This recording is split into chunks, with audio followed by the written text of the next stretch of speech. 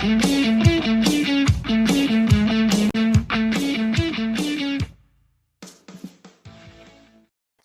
right, Coach Sage, tight ends coach at the University of Toledo, is here. Coach, thanks for being here. Absolutely, man. Appreciate you having me. Yeah, he's got a little lake thing going on because he's on. You're spending vacation time talking to a nobody in Illinois, so I appreciate that. Hey, I'll tell you, anybody that promotes a sport, for these young men and anything that coaching wise, everything that you guys do, I'm all in. So all good. Well, that's what I hope I do. I don't know if I actually do it, but because I started this in February of 2020, I was supposed to be talking about sports. Then freaking COVID hits. You're like, well, wait a minute, there's nothing to talk about now. Then it turned into getting all these coaches on because we had nothing else to do, and I've never stopped. It's never stopped. I keep doing it. You got a good thing going, man. Keep it up. Oh yeah, I'm at like 640 something. Like it's crazy. Yeah, and well, it amazes me because you guys all say yes. That's the crazy part is when you all say yes. I'm like, wait, what? Yeah. Like I just got a text from a high school coach. He texted me the other day and he goes, "How are you getting all these people on?" And I'm like, "I don't know. I just sent him a message and they say yes." You just ask, man. Just ask. Just like high school recruiting, it's the same thing. Like, hey, watch this video. All right, great. Yeah, that's it. Well, Coach, appreciate it again. Let's talk about you. You're at Toledo. I know it's your second time being at Toledo.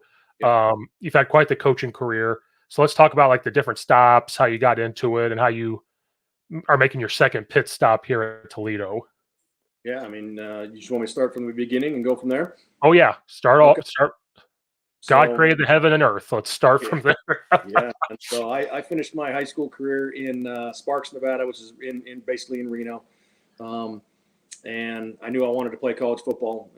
After my last high school game, I was crying like a little baby because I knew it might be over. But then, my dad led me in the right direction, and I ended up going to a junior college for a year and a half. Got my AA degree in December so I could be an early enrollee, and transferred to the University of New Mexico as a walk-on tight end. I actually met some coaches that are still coaching at some pretty high levels at places that were on that staff to this day. So it was kind of cool. But it wasn't quite the experience. I was a 6'2", 222-pound, 228-pound tight end. So blocking those guys at that level was a little more. So had a couple friends at Cal State Northridge down in Northridge, California, Southern California. And, they said, hey, I think you could come here and play. So transferred out after fall camp and earned a scholarship. And that's really all I wanted to do. My dad was footing the bill and he could afford it. He worked really hard and had a well-paying job. But it was kind of principle at that time. He wanted me to stay in New Mexico, and he was like, you can stay. And I said, you know what? It's not really about the money right now. It's more about principle.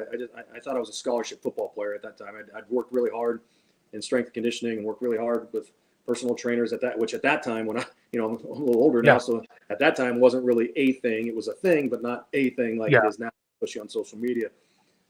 So earned a scholarship, felt really good, had a great time there. Met some friends that I still are friends with to this day that were, in your wedding, stuff like that. We weren't the best team, but we had a lot of good playmakers on the team. So I knew I wanted to coach when I got there. And the head coach at the time said, hey, you have to do a whole nother semester, when after you have to go through another fall semester to get your degree. How about you be a volunteer coach and just coach with us, and you can travel with us and you can eat with us and you can coach these young tight ends, because we didn't really have a full-time tight end coach. And I said, yeah, let's do that, man. I'm all in. Like you say less, I'm in. Right. And they ended up canceling the football program. Oh, wow. Yeah, a new AD came in, and it was his third stop of canceling a program, and he got rid of the program, and so it just kind of went into shambles. So I was the guy. When a college program dissipates, at that time the transfer rule goes out the window, so you can transfer right now. Yeah. And so I made up business cards on like Vistaprint.com because I listened to Howard Stern every morning, and so I listened to it. There's a commercial, and so I submitted it and got a business card and made a contact business card, and I hung out at those offices and I handed my business card to everybody that I saw coming in to poach our players. And so much so to where the head coach said, all right, I got to take care of these players. I'll take care of you later, because I was trying to get a GA job. Right. And he said, you got to leave the building, man. You got to leave. You're bugging these guys. I said, all right, no problem. Ended up getting a job coaching O-line and tight ends at Moore Park College, which was really cool. Coaching for Jim Bittner, who's since passed, one of the all-time legends in Southern California junior college football, and had all 5 guys up front and a tight end get scholarships to the next level, which was really cool. Lost one game, I think we went 11-1. Had a great year, and then in that recruiting, I'd go to school from 8 to noon, and then from noon till about 9 at night, I went out to Moore Park and just learned how to do DV Sport, and learned when DV Sport wasn't even a thing. I mean, I was plugging it in from a camera. I was putting it in, importing it into a camera. I was plugging data in. I didn't even know what I was doing. But in the recruiting process, when those coaches, 4-year coaches, came on campus, I was bugging the heck out of them, saying, "Hey, man, I need a GA job." And I ended up getting a GA job in my hometown at Reno, Nevada, at the University of Nevada. Oh, wow. So came home and was a GA there for 2 years, one for Chris Tormey, and then Coach Alt came back for his 3rd stint as the head coach at Nevada, which was really cool because I grew up, with my Pop Warner jersey on, going to those games. Yeah. And then from there, I just made a blind phone call when my GA job time was up, and I called the University of New Hampshire, and lo and behold, the secretary answers, and she said the head coach isn't in, but our offensive coordinator is in. He never paid.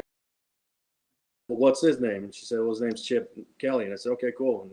And he picked the phone up, man, and he and I had a really long, extensive conversation when he really didn't have to, with a GA receiver from Nevada, because I was helping with the wide receivers. So ended up getting the job there, and 5 years later with Coach McDonald out there as the head coach, some really, really good coaches that are, again, coaching at a high level to this day. The Alex Grinches, the Joe Conlons, Tim Cramsey's, the list could go on and on with the New Hampshire Mafia, as we call it. So, spent 5 years there, met my wife there, and then got a job at Wyoming, and we coached receivers at Wyoming for 4 seasons. And again, kind of a roster of talented coaches that are coaching at some pretty high level places there too. And then from there, we got let go, as the whole staff got let go. The head coach got let go, and we were lucky enough to get on with Matt Campbell at Toledo. And, Jason Candle was the receivers coach, transitioning to quarterbacks and OC at the time. So he needed somebody to coach receivers. So took that job for 3 seasons, and we had a really good run there. Learned a lot from all those guys there in recruiting and offensive football. And then took the receivers job at Washington State through a couple contacts there. So I was the guy, when I was a GA, I was trading film of my previous stops or wherever with some guy on the internet on CoachHuey.com to just watch Mike Leach 92 mesh cut up. You know what I mean? I was that guy. And so I was just infatuated with Mike Leach because just his background story. And so to coach receivers for him for a year was really, really special. And then honestly, I was there with Alex Grinch as well. Alex Grinch was the defensive coordinator, and Alex was with me, or we were together at New Hampshire, at Wyoming, and at Washington State. So that was really unique. Our kids were all born in Laramie, Wyoming. Our wives are really good friends. So to have that aspect of it, and we were, 4 houses down in Pullman, which everybody is in Pullman. But so, had a pretty good year there. I believe we ended up going 9-2, lost in a bowl game. And then Coach Kelly called, and 20-year relationship with him goes back, and he said, hey, I need you to come out and coach tight ends. And at that point, I think I was going on 13 or 14 years coaching receivers. So, needed something a little bit different. Obviously I had aspirations to be an offensive coordinator. So I knew, I had to get more involved in the run game. So took the tight ends job there, and, it was a tough couple of years to begin with, but I think, right when we left, stayed there for 4 seasons, got to coach right alongside Justin Fry, who's now at Ohio State. And that's really, honestly, we locked ourselves in the building because our families weren't there yet. We were sleeping in our offices, and, he had aspirations to be a coordinator. So he said, hey, why don't you teach me a little bit of this pass game that from your Toledo days and from wherever, and I'll teach you the run game, and because he had quite a success at Boston College with his offensive line. A couple guys get drafted. Right. So that's where I learned the run game. Honestly, we just sat there, and from 7 to 9 at night, a couple nights a week, just, he's hammering out the run game. And so I attribute a lot of my run game success to him and Coach Kelly, obviously. And then from there, like I said, just wanted to be a coordinator, and got the chance to come home and call plays in your hometown is really few and far between in this profession. And, my mom's up at Tahoe, which is where we're at now. My dad's obviously still in Reno. My brother is in Reno with his 2 kids. So to come home and call plays and, with a couple guys that I knew on staff, I couldn't pass up the opportunity. So got a new AD, didn't quite go our way. Honestly, didn't probably win enough games, but honestly, didn't think we had enough time to do it. But it is what it is in this profession. And then just lucky enough to get back with Jason, honestly, and this Toledo staff. There's still a lot of guys from the old staff when I was there that are here now. So really, really happy and excited to be back with these guys. I mean, it's a talented football team. It's a really, Jason, to see Jason's maturation of what he's done from year 1 to year 9 is really, really something special. And it just couldn't be more excited to be back. Yeah, like I said, you've had a long career there and you've worked for a lot of great guys. Like that resume for people is just crazy. I mean, it's crazy. When you think about Wyoming too, you got our first year at Wyoming, Dave Christensen was the head coach, but you got Marcus Arroyo was the offensive coordinator. Jim Harding was the O-line coach. He's still at Utah, just pumping out NFL guys left and right. I mean, Jerry Montgomery was our D-line coach. He coaching in the NFL for the last 13 seasons, I think. So there's just really, really cool to be around some really good coaches at every stop. It's been really cool. And then to learn from some really good head coaches that have won a lot of football games, at the college level, at a high level. So, just really, really fortunate, to be honest with you. Yeah, you said a lot there, so I was taking notes because I can relate to the walk-on story because I walked on to Eastern Illinois and I was, one of the biggest. I went to a small high school, like it was 300 kids in the high school. I graduated class with 76 people, like really small. So I'm one of the big kids. I'm 6'5". Yeah. I walk into that walk-on thing at like 6'5", 275. I want to be an offensive lineman, and they looked at me and they said, like you're too small, buddy. Yeah. And I'm like, what? They're like, oh yeah, that kid over there is 6'6" or 6'7", 320 pounds. And I'm like, at Eastern? And they're like, this when Coach Spoo was there and he had the power eye stuff. They were huge. Yeah. And I'm like, okay. They're like, you could try to be a tight end. So I tried it and I hated it. I hated every moment of it. Come on, man. I hate running. I hate, doing all that. And then coming from a former offensive lineman, yeah, I get it. Yeah, and then you like to hit people, not get hit. So if you catch a pass and that linebacker lays you out, you're like, wait a minute. Hold on a second. Yeah. And so did not work out the way I thought it would for that year. I hated it. It was a good problem to have because I couldn't put on weight. I missed those days where you could not put on weight. Now I can put on weight with the best of them. But like, they're like, oh yeah, if you get because it's a funny story. My whole high school career, I was like 265. I was defensive end tackle. I was like our fast defensive end. Senior year, I got up to 300 pounds. Like I put on a focus for like a year. Like I'm going to lift. Then I hurt my knee. I hurt my back. I couldn't lift. I dropped weight. Then trying to get the weight back on. Then you're at Eastern. You're doing more intense workouts, and it's hard to put on weight.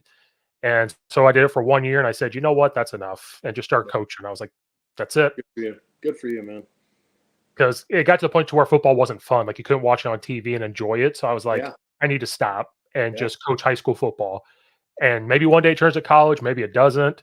And so I just went straight to coach. I was 18, 19 years old. I'm about to be 34. I've been doing it this whole time. That's great, man.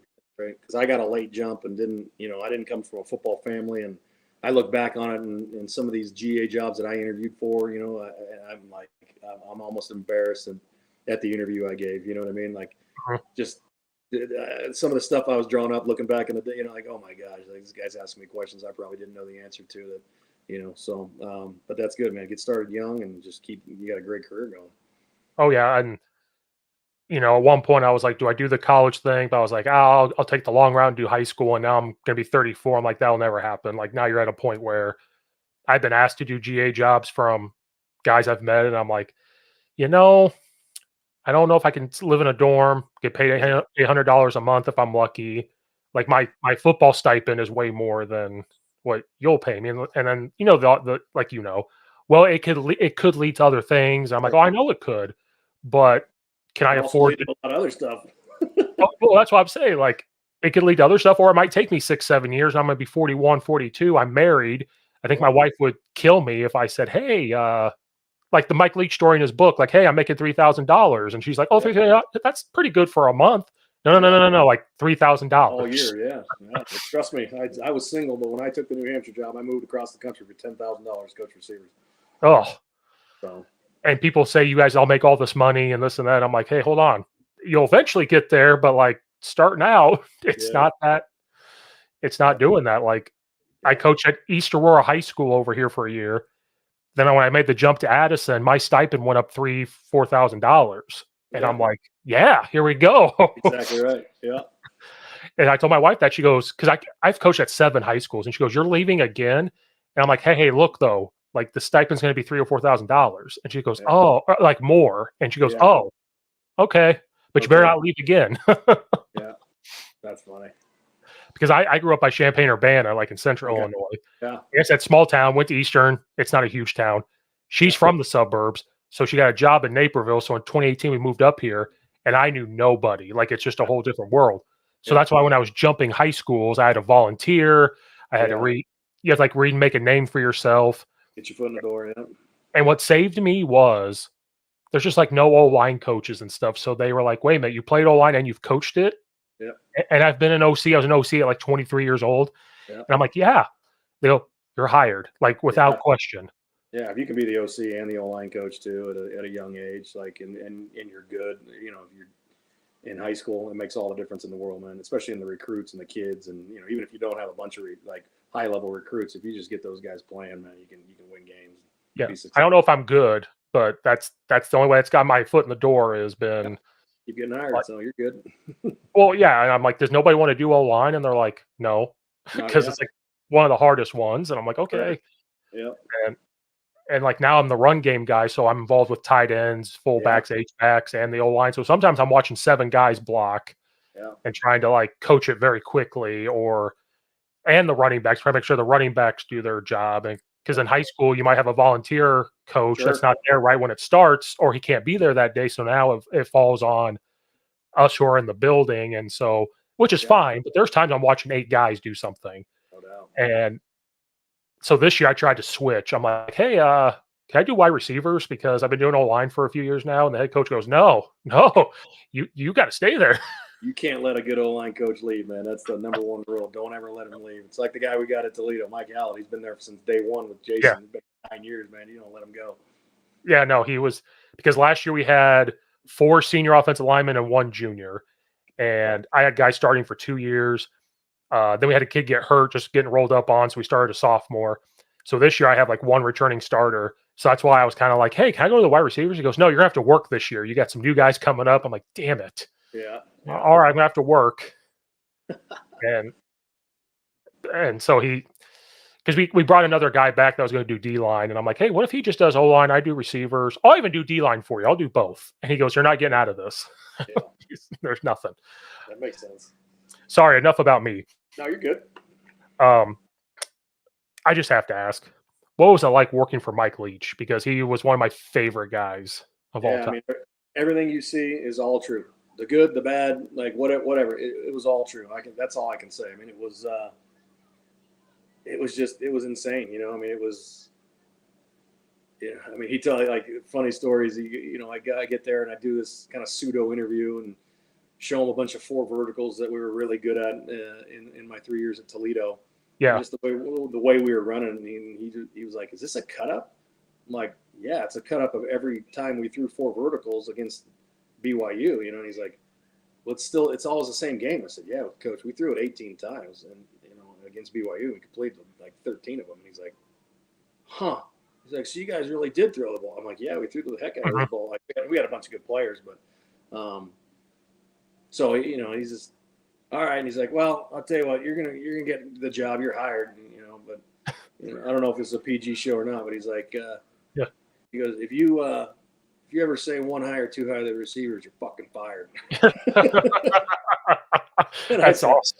I said, "Okay, great, no problem." So I'll take the job. So, but yeah, I mean, he's one of the most unique guys I've ever met, obviously, to the sport, and even as a human being, and just to have conversations with him, it's just wild. So I'm going to move into the back office here, and if you give me a minute here. Oh yeah, no problem.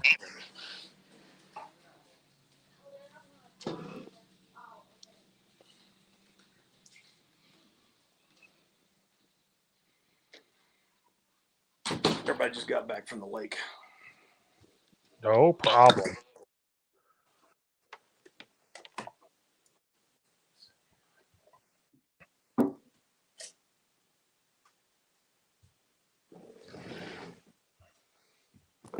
There we go. How's that work? You good? Perfect. But yeah, it's just it was one of the most unique experiences, to be honest with you. I mean, you could find yourself after a practice. It could be, 9:30 at night, 10 o'clock at night, because he was a night owl, so he didn't. That was like 4 o'clock for him. But and you watch practice, and then all of a sudden it's just you're talking about.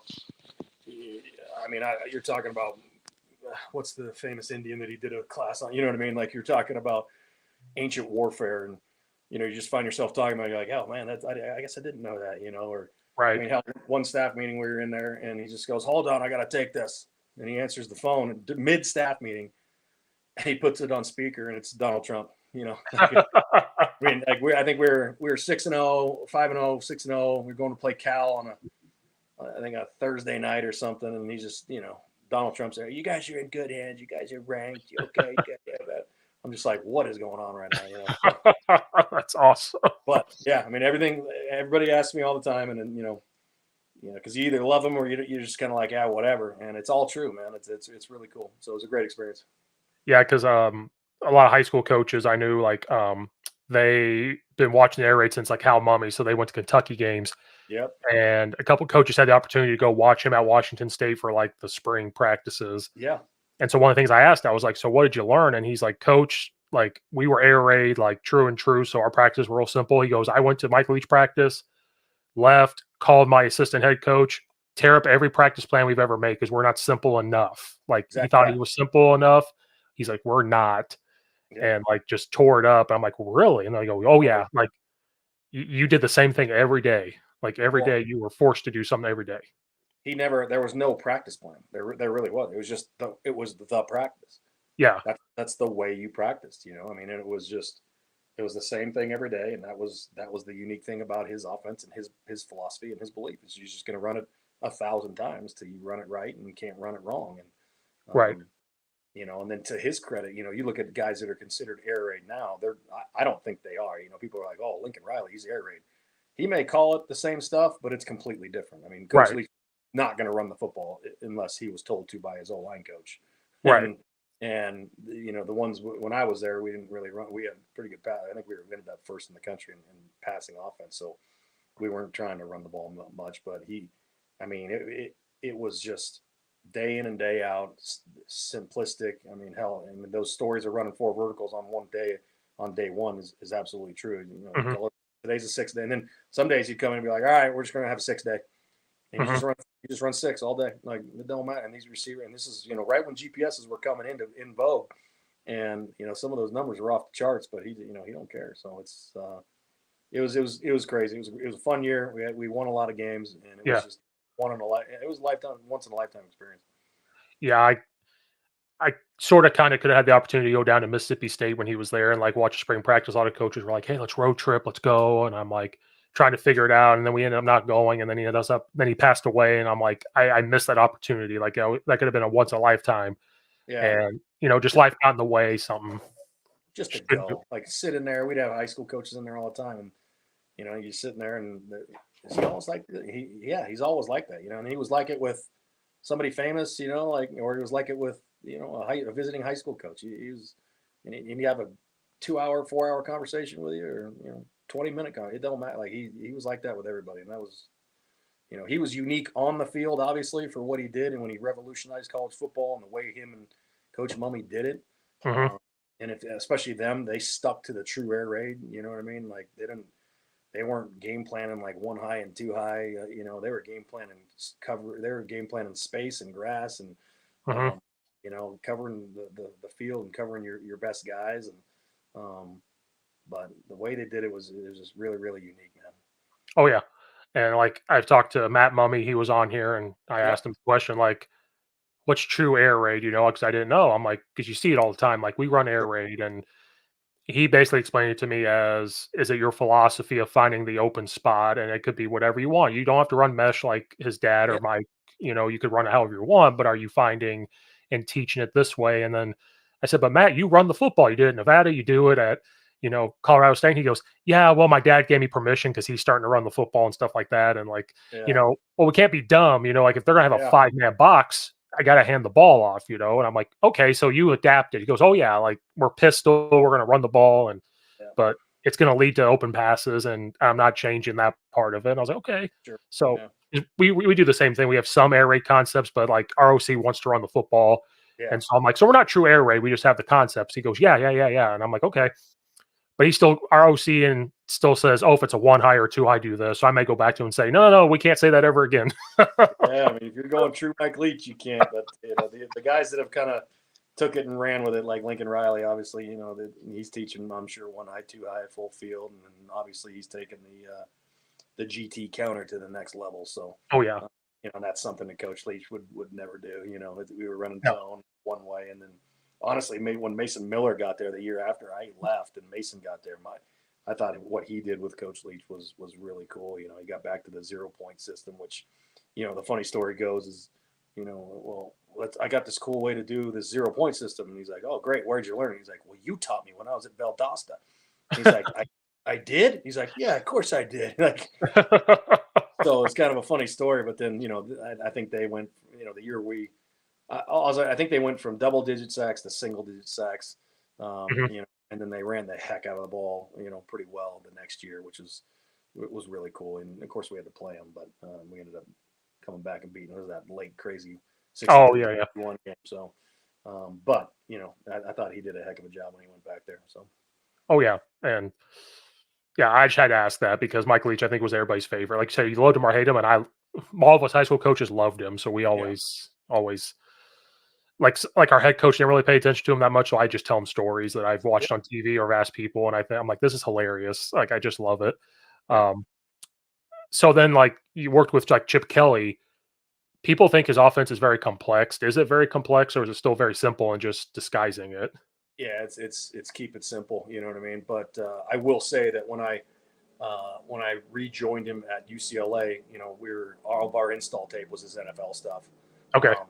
and just coming from the air raid, where it was a little bit of a where I couldn't say 1 high 2 high, and now we're going back to a point system, and I'm coaching tight ends, so I'm +1 from the point, -2 from point, Hmm. on the backside, and just living in that world was a little bit made my head hurt for a couple days, but um, just getting back to not to, and again, I'm not saying this against the air raid guys, but for me, getting back to real, not real football, but just what I came up in, you know what I mean, and Right. more towards like what we did at Toledo, you know what I mean, Yeah. which Yeah. um, and it playing in 11 and 12 and 13 personnel, which was really cool because we had the tight ends at the time. So, but I think that was pretty fun. But complex, I wouldn't say complex. I mean, it's not explode to far west, green right, 200 jet, pro style stuff. Yeah. When Coach Kelly got into the league, I think he kind of revolutionized the NFL too, because I would say about 50 to 60% of the teams started picking up his terminology and kind of Hmm. moving the formations from 3-word formations to 1-word right and left formations, and then it's even going as so far as to going 1-word tempo plays. So I think we got a little more complex in the run game just because Justin could handle that. In Hmm. the run game, Coach Kelly wanted to do a little bit more in the run game because we had to early in our career at UCLA just because we were new to the program. But Right. uh, I wouldn't say it's complex. I would say it's just carried over as more of it was more of a pro style, if you will, like Yeah. what you and I know is pro style, not what I knew as pro style when I was in high school. Oh yeah. Um, The power eye and double yeah, tie like that. yeah, That profile. Yeah. this was his pro style, and it was really cool. So it was the same. And a lot of it was carryover for me from New Hampshire with the formations and Yeah. Yeah. all that stuff too. And I had followed Coach throughout his career, so I knew what we were doing, and I picked it up, and it was good. Yeah. You kind of hinted at it there. Was there any big adjustment besides the run game going from wide receivers to tight ends, or was that more like a fun challenge? Like this is going to be pretty fun to do something different. Yeah, it was a real fun challenge because honestly I was never that receiver coach that would get up and leave during 9-on-7 when we watched the film, and we had a really good O-line coach at Toledo when I was there last time, Tom Manning. He Yeah. went to Iowa State and he's now the tight ends coach in Indianapolis now for the Colts. So, Right. um, I love the way he taught the O-line. I love the way he went about it. And so I was sitting in there and, and in hell, I learned a lot from Jim when I was at Wyoming too. He and I would sit in there and I'd have to pick his brain. Why are we doing this? Here's what we did at New Hampshire. Oh, I like that, or here's what we did here. I mean, even going back to New Hampshire, Sean Devine has been one of the best offensive line coaches in the country in FCS Hmm. football. And he could coach at a Power 4 school in a heartbeat and has actually turned him down. He just wants to stay on the East Coast and not move his family around, So, um, and learning from him. And, just so I was never that guy that really just got up and waited for 7-on and team. I was always, I thought, and my guys blocked too, and one of the highest compliments I got was, you're from an opposing coach when I was in the MAC last time was your guys play like offensive linemen. You know what I mean? Mm-hmm. And I said, yeah, thanks. Well, I appreciate that. They're making plays in the pass game, but they're going to block your ass. And that was always one of the biggest staples that it was a mandatory. It was a must for us at the wide receiver spot. So I always felt like I was involved in the run game, and never knew I was going to take it to the tight ends. But I played tight end, and it was just really cool to get back. And it was a fun challenge for that time when I was with Fry to learn the run game. And it was, I love it now. And honestly, don't want to coach anything else. Yeah. That's why I like being the run game coordinators. I get to do O-line and like have a say in the tight ends a little bit in the H-backs, because one coach told me, looking at it from like a science perspective and geographic perspective, like, does this run play fit with this? And like, it might fit with the O-line, but when you add another guy in there, is it gonna, how does that change it? How does it adapt it? And you got to think that way if you're going to do that. Because I was 23-year-old OC and thought I knew everything. So I was like, oh, just line up in pro or wing and it's going to work. And you never thought different. And then now that I'm older, you're like, oh, it's got to look good and mesh together. And it is going to change some things. And it's going to change communications because we're a big zone team. So it's going to change communication. It's going to change aiming points. And you start reading stuff with the quarterback. They got to arc, do the, like, just a lot of things that go into it because they're so involved. Yep. I love how it all ties together. I love that's the part I love the most. And tying all the play actions off of the run game, on that Monday afternoon, what's our top runs, and let's get the top play actions. And okay, if we get this 3-man surface with these tight ends or a 4-man surface with these tight ends, what's that look like to the defense, and how do they handle that? And they're going to force it with the corner. Great. Like, okay, in the Mountain West, there's good corners, but it's like, let's make them run defenders, or how do we block the safety if we get into a nub tight end wing set? You know what I mean? Let's go block the corner. Like, that's the kind of stuff that Justin was really good at when he was teaching me the whole scheme, and then seeing how it all tied in together, and then seeing it holistically. Honestly, my time at Nevada, I was a tight ends coach and the offensive coordinator at Nevada the first year, and then the second year I was quarterbacks and coordinator. So honestly, seeing it that next year from a kind of a 7,000 foot view was really, really cool, and seeing how it tied in and to the entire offense, and seeing it from the quarterback side. So, okay, well, 3-by-1 this set looks a lot different than a 3-by-1 for this personnel. From a quarterback's perspective, and a formational standpoint. It's kind of cool. So there's no more boring position to coach than quarterbacks. It's just, I had to do it as an OC because we had an O-line guy.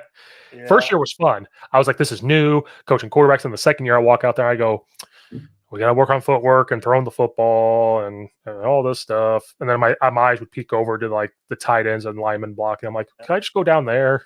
Sometimes it got boring.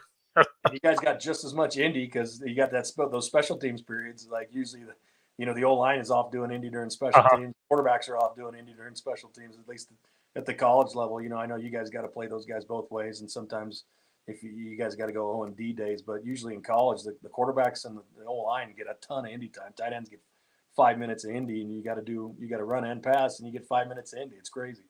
That's the good thing about being the O-line coach. We're trying to be more simple this year, and we're trying to be like, we don't hit as much anymore and stuff like that, and we're trying to scale back. So my head coach goes, hey, if we do it this way, you're going to have less Indy time, and you as an O-line coach, you're going to be mad if you don't have Indy time. And I said, I'll sneak my way through to find more time. Don't you worry about me. Yeah, he's like, what do you mean? I'm like, when you're doing kickoff, guess what I'm going to be doing? Yeah, I'm going to be over here. or meeting time. Like, hey, instead of the classroom, I might go outside and steal some time. Like, don't worry about me. I'll figure it out. Yeah. And he goes, are you sure? Because I want to hear you complain. And I'm like, oh, you'll hear me complain about something, but it won't be about that, Yeah. And then, but when I did quarterbacks, well, even then, like if you're doing RPO period or like a screen period, you're still coaching quarterbacks, and it's a little more fun, but O-line could have their own little thing going on. And I'm sitting there just, okay, we're going to throw footwork. Hey, where's your footwork here? I'm not saying it wasn't fun. I shouldn't say that, but it was just at some point you're like, man, can we hit somebody? Can I just have you go block somebody? Like, can we do something else? And my quarterback at the time was like, yeah, I can go hit somebody. And I was like, no, because you'll get hurt and then I'm going to be screwed. Yeah, I'm going to be up creek. So. Yeah. Coming back to the MAC. Yep. That conference is tough. No, I don't think people talk about. I mean, people do, but they don't. Like, you've been there twice. Yeah. What challenges and because obviously recruiting world's changed now, it's changed even more. But the recruiting challenges I think are tough in the MAC because you never know what team is going to win. Like every year, it seems like I know Toledo is always in the mix. Yeah. But it's like Toledo, Miami, and Ohio. Well, then all of a sudden it's another team. All of a sudden Northern has a year where they're really good. So like, what challenges come going back to that? And you obviously kind of know it already. And then now you're adding the transfer portal. Now you're adding name, image, and likeness and all that stuff. So what challenges kind of present itself in the MAC? Yeah, I think it's such a I think you hit it right on the head. It's people don't talk about the MAC in the Midwest. They do, but I can tell you firsthand, being a West Coast guy and being on the West Coast for the last 6 seasons, that people on the West Coast they just think of it as they're the Tuesday night, Wednesday night games.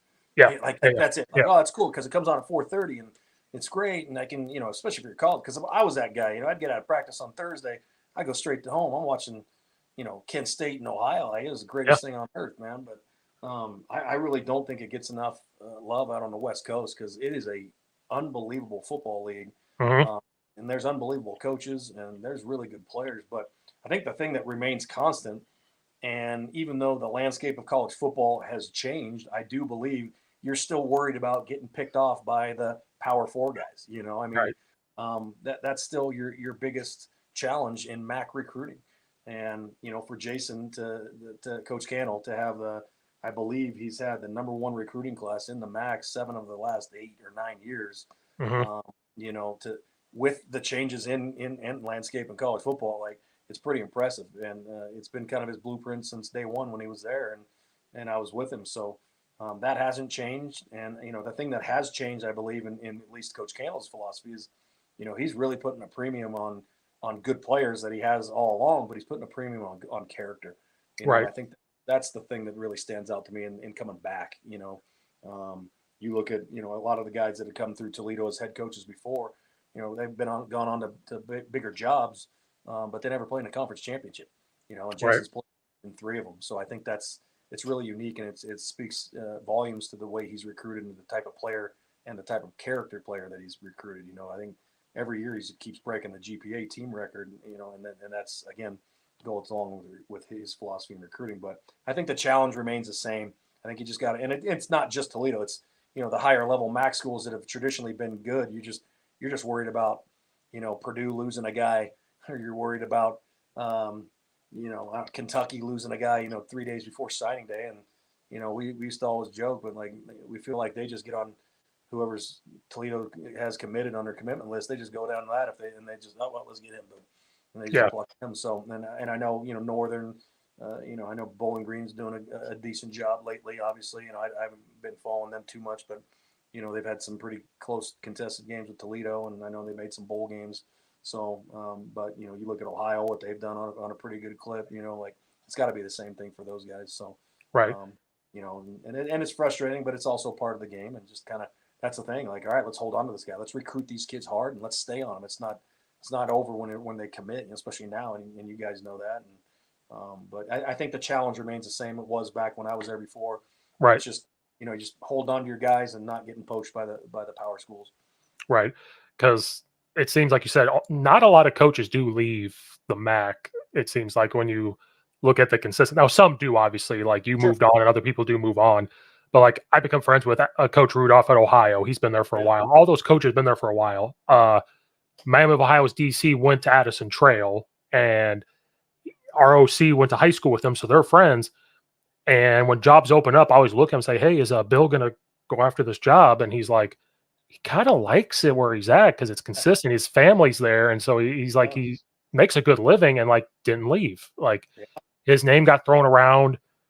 I think when Northwestern kind of was in their thing and in other schools, his name was thrown around. And I don't know if he went for him, but he just didn't leave. And I think that's another reason why maybe the MAC has always been so consistent, because there's not this huge turnover for the most of them for coaches too. So there's some of that consistent culture standard thing when the players come in, like, hey, this is what it is, and this is how we roll. Yeah, And that's how I feel that Jason is, going into year 9. Yeah. It's a well-oiled machine. Now you got to keep your thumb on that machine, but he's got a standard, and like if you come in and you're not meeting that standard, at least in my short time here at Toledo, it's the players saying something before the coaches. I mean, and you got it, and that's the toe the line you got to toe now with the transfer portal.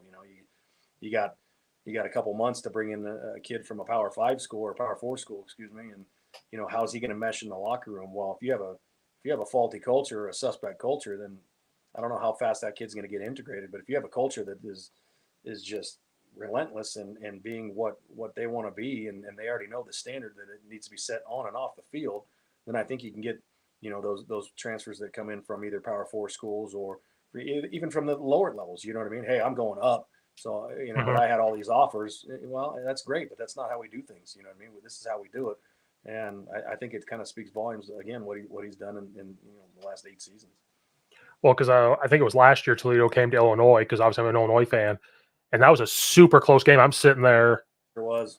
And like, I respect all football coaches, so it wasn't like, oh, just hammer Toledo. Like, I respect what they were doing. But as an Illinois fan since I was born, you're sitting on the edge of your seat going, they're going to lose this. Like, Toledo came in tough, and you're just like, I'm just sitting there going, oh my God, they're taking Illinois to the brim here. And I'm like, oh my God, it was a super close game. I think Illinois won by 2. And I'm like, but that's good for Toledo. But then for Illinois, you're like, oh my God, what just happened? But I think that just shows the toughness of MAC schools. Like, they can go and compete with some now Power 4. We keep saying Power 5. It is Power 4. Like the Power 4. Like, so that's why I think it needs more respect, because they can, at any point in time, go and play with some Division 1. And it's been shown year after year. Absolutely. I mean, just look at the last time when I was at Toledo. I mean, we beat Iowa State. We beat Arkansas. And then just look what Western Michigan did, and when PJ was there, in his last couple years there. I mean, they were an unbelievable football team. So, you don't want to play those top tier MAC schools when they're going, or I'll just say, and it could be anybody, like you said, because there's always 2 or 3 that pop. So whatever those top tier MAC teams are, you don't want to schedule them, man. It's tough. Oh yeah, no, because obviously living in Illinois, like DeKalb is only like 35 minutes. Like, Northern Illinois is one of those teams where one year they can win 3 games, all of a sudden they win the conference. Like, it's just this immediate. Now again, Toledo's always in that conversation, so I think, like you said, it's a well-oiled machine. But like Northern Illinois, all of a sudden they win the conference. 9 wins, 8. You know what I mean? Like, crazy. Yeah, or Ohio just a year, 2 years ago, all of a sudden they pop off, and I think, yeah, they do that. Then Miami of Ohio pops in, and then Coach Moorhead's trying to turn around Akron, and they're playing a lot better. And all the. I looked at we got posters, up on the wall. I didn't even realize it, but I remember rooting for all my guys and Jason and all the, when I was at Washington State in 2017, they played Akron, and then in the MAC championship game. Yeah, you know what I mean, like, and they won it, but like that. So 2007, I don't even know if that might have been Bowden, maybe. I don't even know, but like Akron was in the MAC championship game. So like you said, it's every other year, man. You can, and then Dino had them going, in the MAC East one year, and they get in, and Dino would play in the MAC championship game one year, and like we would roll them, but then we couldn't get past Western when I was there 1 year, 2 years. We couldn't get past Western, so it's just crazy, man. Oh yeah. When Sean was at Kent State, all of a sudden they were running that offense. They came to, again, it's Illinois MAC schools. Kent State come in. Sean Lewis's like first game as a head coach or something, and they took Illinois to the brim again. Yeah. And I'm like, is this an Illinois thing, or is this just a MAC thing? And I'm like, I think it's a MAC thing, because Sean had it going too at Kent State. Like, he sure did. Because when I was at Eastern, that was back when you could help out spring balls. You're a high school coach, you could and I was going to school there, you could help out spring ball and everything else. Yeah. Dino Babers was there, Jimmy G was there, Sean was the tight ends coach, and like all these guys. And Sean was amazing. And wherever he went, I was like, this guy's going to get it, because he's from Illinois. He's not too far. I work with a guy who went to high school with him. Our neighbor went to high school with him. And like when he got the Kent State job, I was like, but you're playing Illinois, so I kind of have to root against you here for a second. But like, you'll get it going. And like you said, Central Michigan's good. Buffalo was good. And like, it just, I never know. I never know with that conference. Yeah, that's what makes it fun, man. You never know. Fun Dino Baber story. Like, in Illinois, if it is in the spring and it's 55, 60 degrees, you can wear shorts and a long sleeve or long sleeve shorts, whatever it is. Not too hot, not too cold. He comes out in like a parka and a winter hat on. He goes, I'm from Hawaii and I coached in Texas. Like, this is ridiculous. Yeah. But then he went to Bowling Green and I'm like, you're going to have this. And then he went to Syracuse. I'm like, Syracuse, I know you're playing indoors, but man, it's going to be colder there than Illinois. Absolutely. He's got no problem now. He's in Tucson, so he got no problem with it now. Oh, no. He's back to his normal roots of being warm. Yeah. And people say, well, did he really want the ball snapped in 12 seconds? I said, he wanted it in 10 seconds. Like in practice, they shot for 10 seconds. So he had a stopwatch. Yeah. He'd be watching, he's standing there.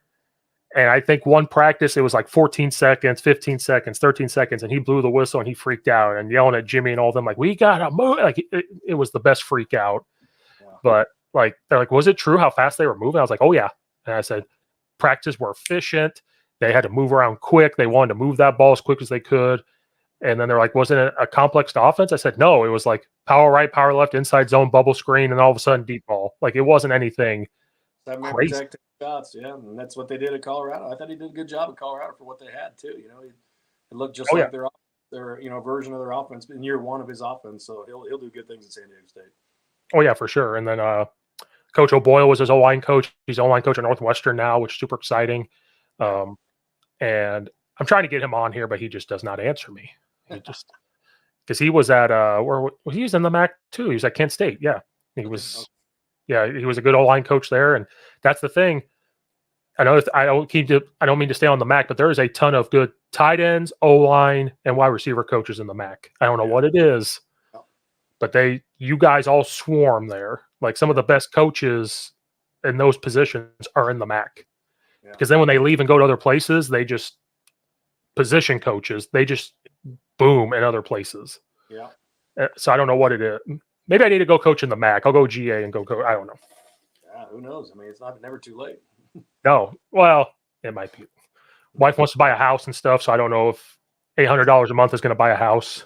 Probably not. She's the breadwinner, so she can make all the decisions. That's the way I roll. There you go. That's why you're the O-line coach, Oh yeah, she's the head coach. I'm the assistant coach. I'm just along for the ride. Yeah. And the longer I do this, the more I don't want to be a head coach anymore. What? Crazy.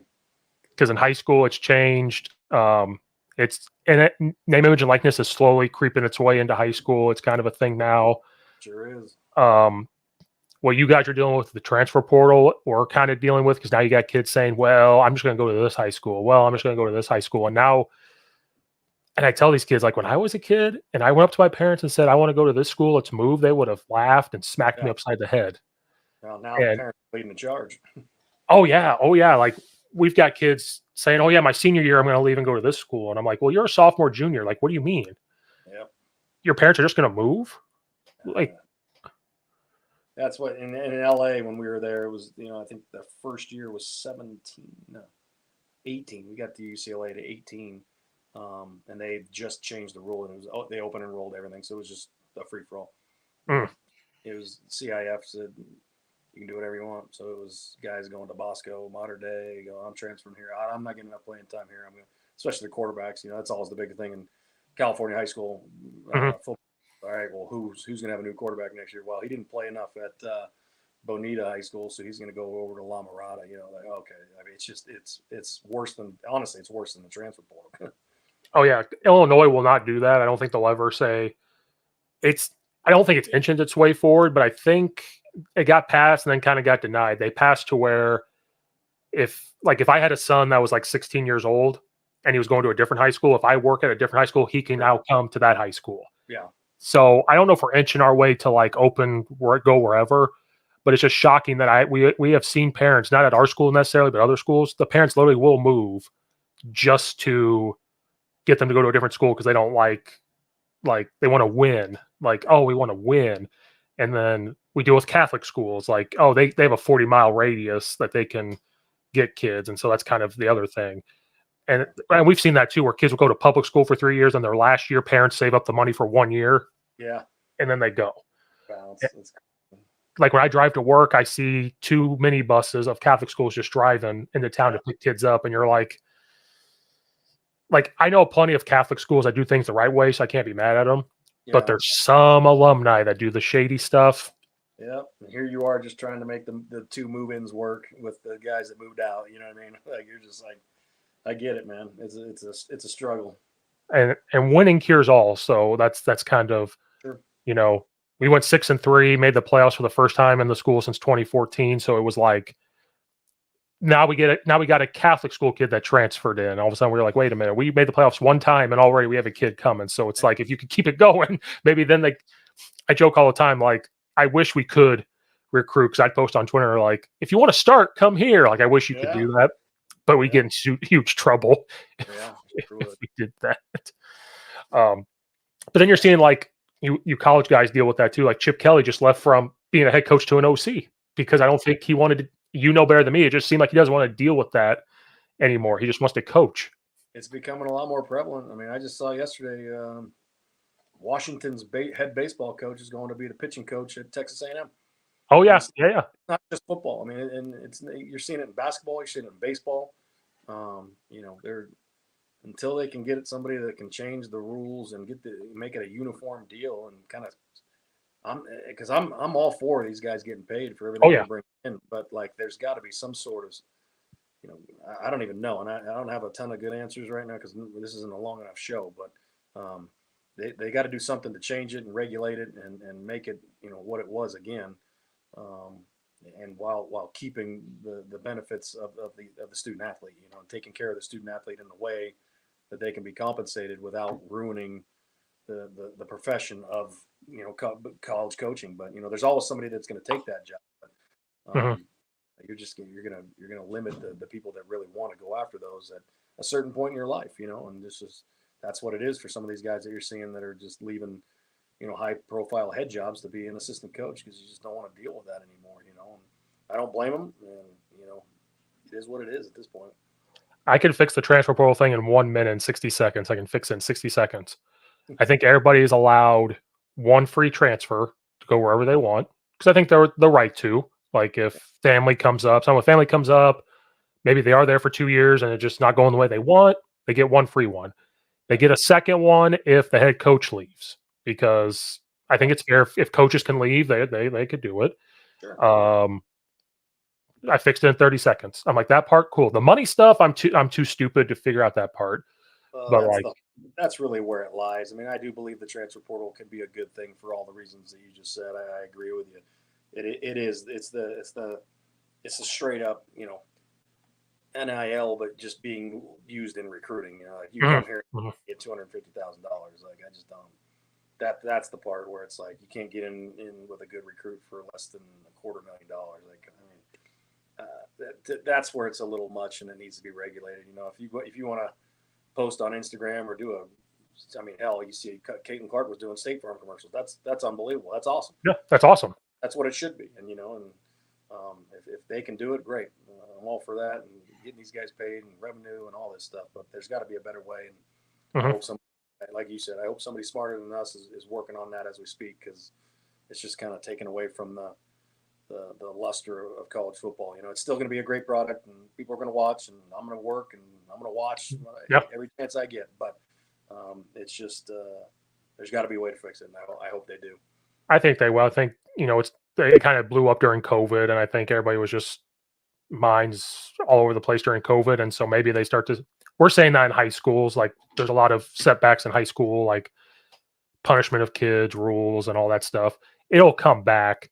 So I think all of it will get fixed, the whole world. I just think that now we're completely so far away from COVID, we can't use that as an excuse anymore and trying to figure it out.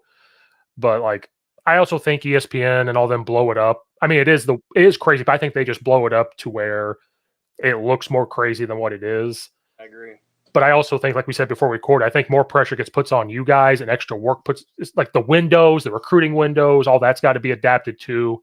Yep. And make sure you guys get time off that you deserve. And like, oh, but you make all the money, coach. Well, just stop. Like, you guys work hard enough. And so I think all that will get fixed. Maybe Nick Saban will do it. Who knows? Maybe he'll step in.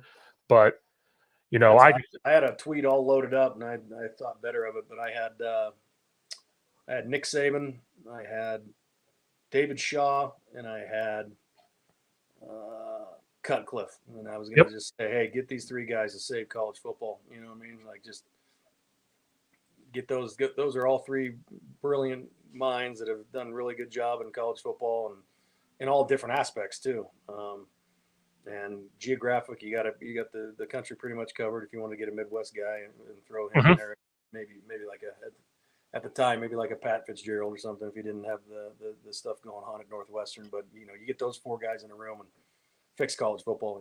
But I thought better and didn't send it out. So. I'll send if you send it to me, I'll send it out. I won't get in trouble or anything. Yeah.